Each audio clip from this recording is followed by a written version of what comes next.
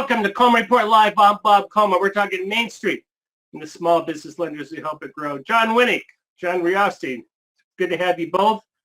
John, you all know who the Johns are. I want to talk about, well, let's go to the poll questions right away. And this is going to be our theme today. Our theme is going to be commercial real estate SBA. But what's going on with you guys? What's going on out in the industry? John Winnick, what do you think people are going to say? Hybrid. You probably should be, oh, third. Does that shock you? I mean, yeah, I mean, it does and it doesn't. I think we're still kind of in a transitional period. So you have a lot of banks and companies that postpone returning to office until the spring. I know one investment bank just sent everybody home. So it's hard to know what the new normal is going to be right now. Here's why we're bringing it up, John. I'm going to hold off for a second. Let's ask the second poll question, then we'll get into what John wrote about, which I was fascinating. Is your lending institution or your company, if you're not working for a lender, cutting back on office space? And John, I'll let you go ahead. What's your guess on this one also? Yes. Yes. No. No. Now that's I would have lost that bet. That's a shock also, John. Are we lagging as an industry, or we're not telling people what's going on? Well, I don't know. I mean, I don't. With all due respect, I'm not sure every single person who answered the question knows what their organization's plans are to increase. So, I mean, there could be, could the answer is, I'm not sure, but it does seem the trend for years has been to reduce banking branches. I remember there was this famous report a decade ago, John, from Alliance Bernstein that said every bank should get rid of a third of their branches. And all the banks just went apocalyptic. That's not true. That's ridiculous. You're crazy. And it took a while, but it seems to be what's happening. John, the reason why there's two issues involved, John, that I'm going to let you talk about. Number one is how's that affecting the industry? But John Winnick, what I want to know how that affects values, particularly when it comes down to SBA commercial real estate loans. But John, what did your findings tell you, John Riosty?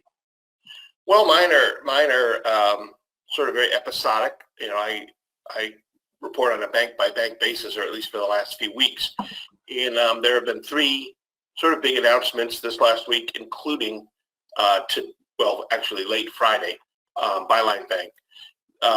Interestingly, they're cutting branches, 6 branches, which is a continuation of a trend for them. They've cut a lot of branches over the past 6 How many branches do they have overall, John? They have 44, so if you track the 6, they're going to be down to 38, I guess. No, okay. 30. Yeah, 38. So I can do. It's not a math quiz. It's not a math quiz. Keep in mind, John, they did Byline was a bank that's relatively new, and they probably cut a bunch of branches when they were originally formed. They did. Yeah. They did, but they've continued sort of they did a lot of, you're right, exactly right. They had a big reduction early, but they've continued on that trend in a much less dramatic way. But they also cut office space, corporate office space. So that was interesting too, and we were just talking about that. But, I think the thing that makes it relevant here is they are, and I'm going to imagine will remain, the number 5, I'm not going to say they're going to remain number 5, but they are one of the biggest SB lenders in the country. Currently, through the 2021 fiscal year, they were the number 5 lender. So they're able to obviously get the job done with less and less of a physical footprint.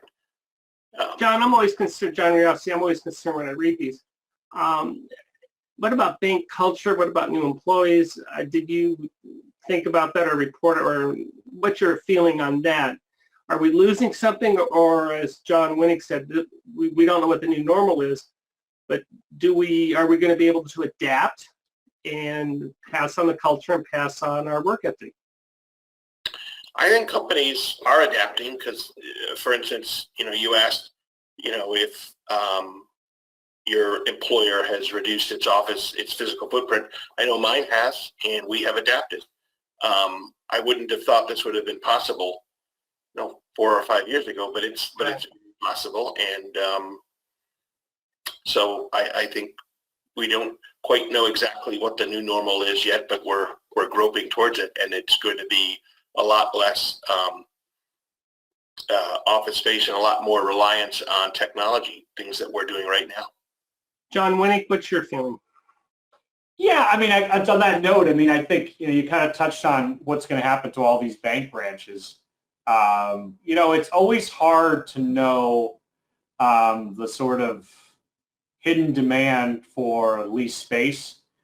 Just in the building I'm at, a space that's been vacant forever we just got leased by that grocery store place where they deliver groceries in like 10 minutes or something.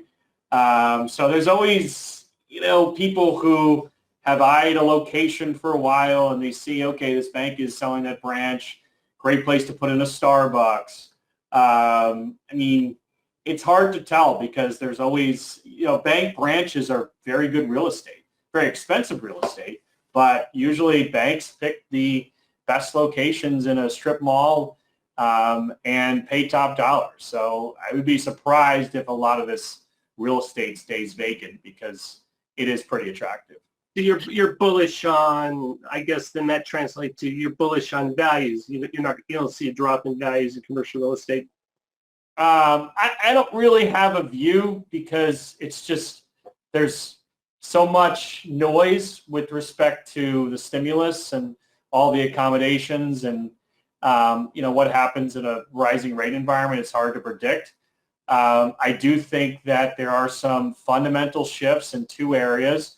One, the work from home phenomenon, which isn't a net negative necessarily because the working from home is good for the restaurant that serves lunch next door. It's good for single family homes, so it's not necessarily overall bad. And then, Bill Gates said 2 weeks ago that he thinks 50% of business travel has gone permanently. I think there's some. I missed that. I agree with him, but I missed that. That's interesting. Go ahead. And that's hard to predict. But, companies, if they're finding similar productivity with dramatic reductions in expenses, travel and expenses, I don't see them piling back on real quick until they realize that their competitors are doing that and they're losing business. Then I think you'll see business travel pick up again. But, we're closing this week on a $140 million hospitality portfolio, and a big composition of that was business travel in downtown Cincinnati, Columbus, and so on. And, the Procter & Gamble's, Fifth Thirds, and so on just don't have many consultants and accountants visiting them right now. But people do believe that that will come back. It's just a question of to what extent. John, if you're I'm a CFO of a small community bank and I get questioned by my board, what should I be thinking about loan reserves in my commercial real estate portfolio, whether it's SB or not? Just what it was. Should I obviously I'm concerned because I don't know how to sort through, as you said, all the noise. Should I be making adjustments or should I go, okay, let's go on our past performance? Yeah, so I mean the trend for the past year and a half has been the accumulation of reserves, which reduced banks' profits last year, and now the opposite is happening. I guess my advice to banks is be very cautious in releasing reserves. You should use the opportunity to clear out some cobwebs in your portfolio because, once it's gone, it's hard to get back.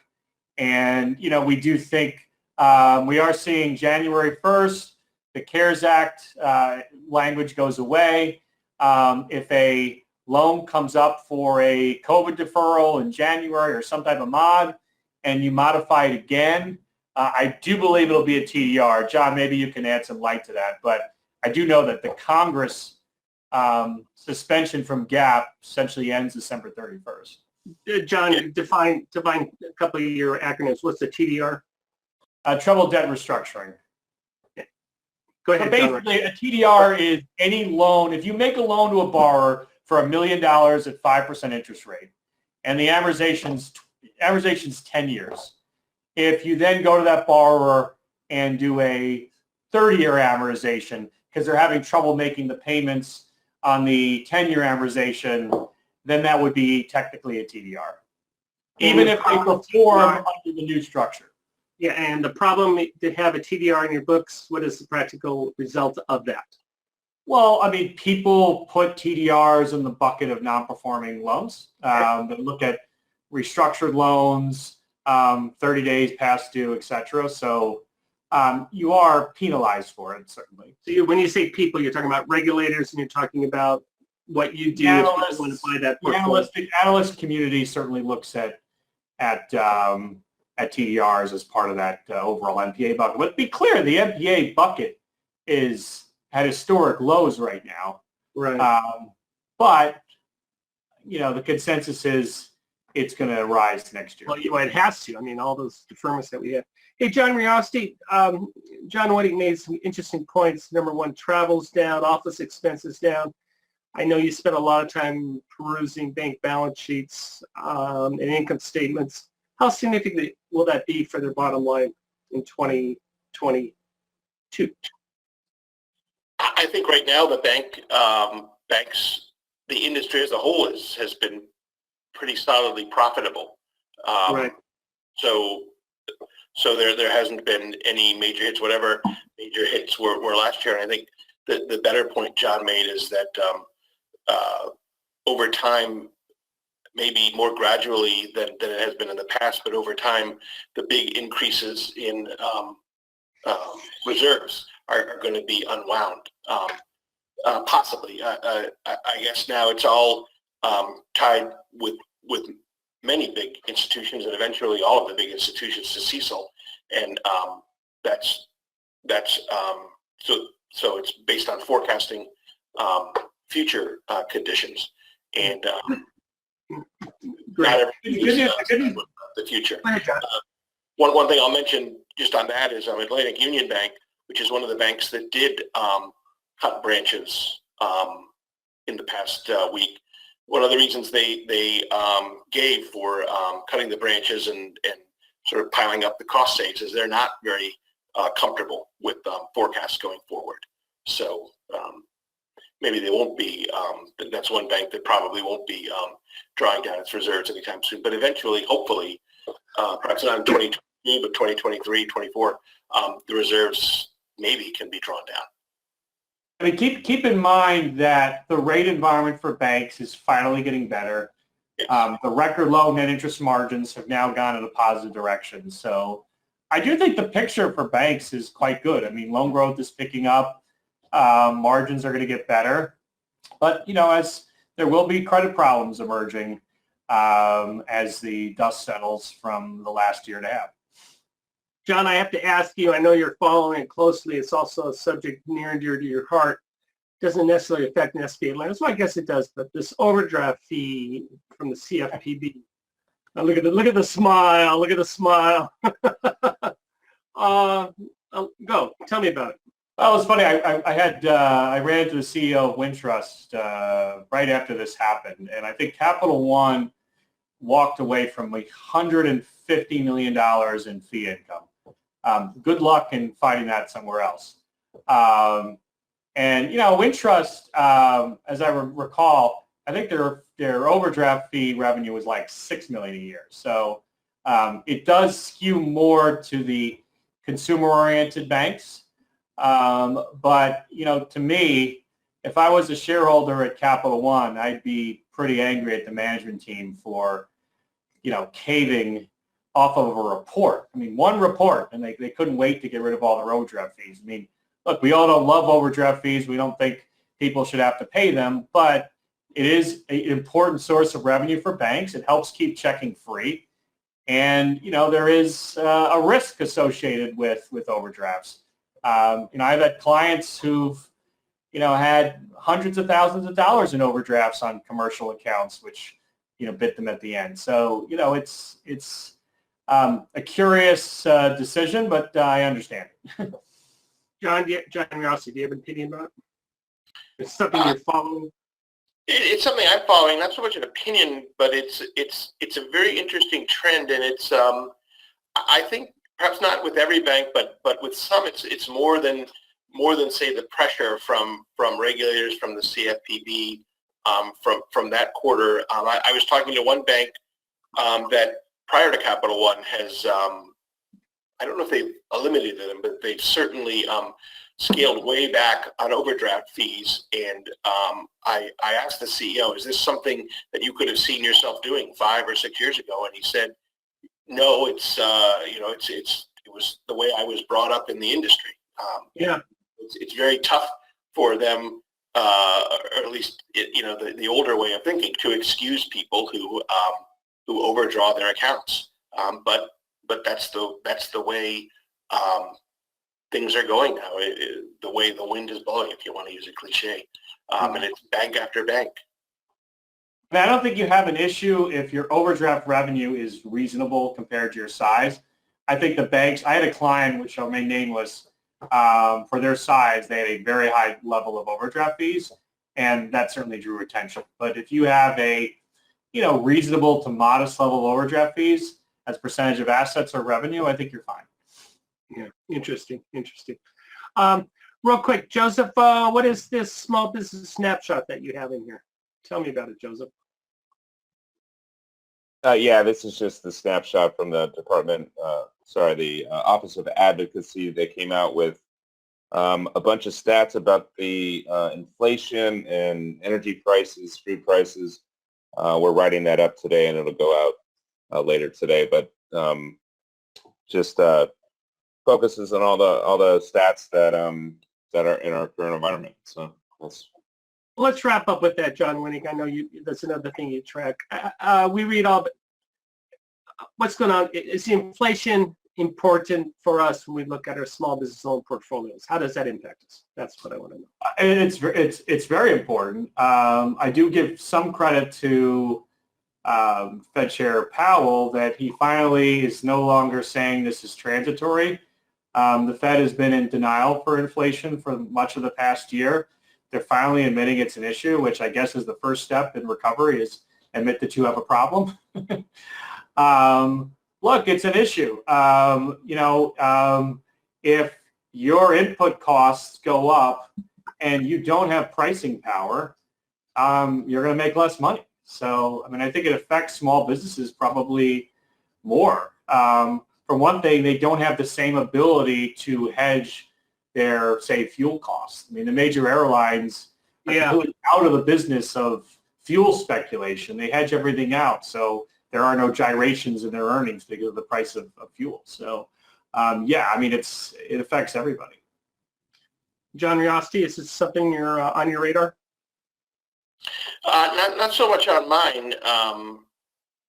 Interestingly enough, and it's more geographically defined. What is on mine, and I'm going to try to write about, is crime. We're tracking 3 CEOs in areas that you would perhaps expect if you read the news, that are saying crime is a big problem, including one of them that on their own made a big donation to a police benevolent society, Sergeant Benevolent Society. Yeah. And they came out and did that, and I think they did it really to try to make a statement about the situation. So it's not in every city. It's not like inflation, which is everywhere, but in certain places around the country, it's a serious problem for the banks, and just being able to do day-to-day business. Well, very good, guys. Great conversation. I enjoyed it. You two know how to put things into context and into perspective, and I really appreciate you joining us. We're going to have our webinar on Wednesday on C-stores and gas stations on what the industry is doing. And Joseph, can we announce who's from SBA is going to be? We have someone from SBA who will be online with the secondary market that we're going to do after the first of the year. John Winnick, I want you involved in that as well. Gentlemen, thank you very much. And thank you everyone for joining us for Coleman Report Live and for supporting America's Main Street, one entrepreneur at a time. Talk to you Friday.